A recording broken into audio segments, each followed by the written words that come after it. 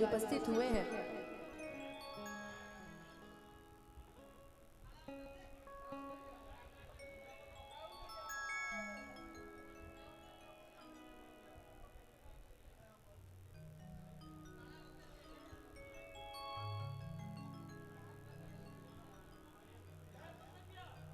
भेजिए नाम तो मेरे भेज दीजिए। आप तत्काल सुन के तत्काल का दे मैंने बाहुबली समझ ले बड़ा उनके गजब भैया।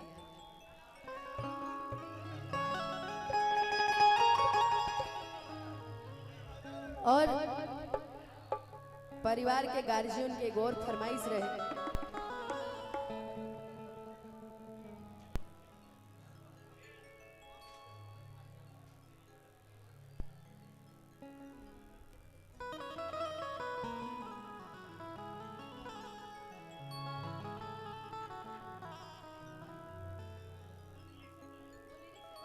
जा मर देते नहीं और सही कंपनी चलेबो जा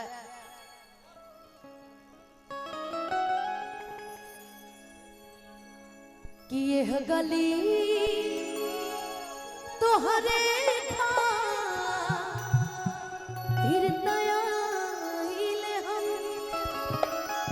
कि तोहरे खातिर जिंदगी गवाहिले हम कि तोहरे खातिर जिंदगी गवाहिले हम कि तू ता चंचल चाकुरी चित चोर बाड़ू हो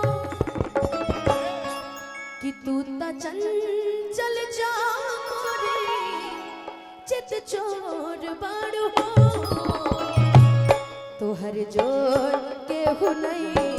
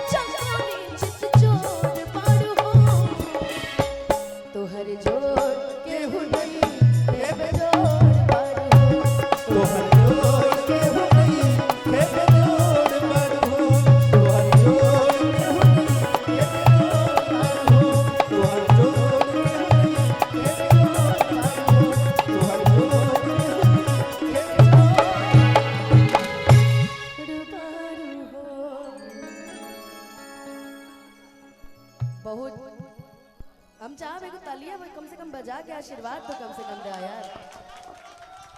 गजब करते हैं आप लोग हैं? एक और गीत उसके बाद मैं चाहूंगी कुछ गीत शेरा से भी हो जाए, उसके बाद दीपक भैया हैं, फिर मैं हूँ, तुम हो, सब सारे कलाकार।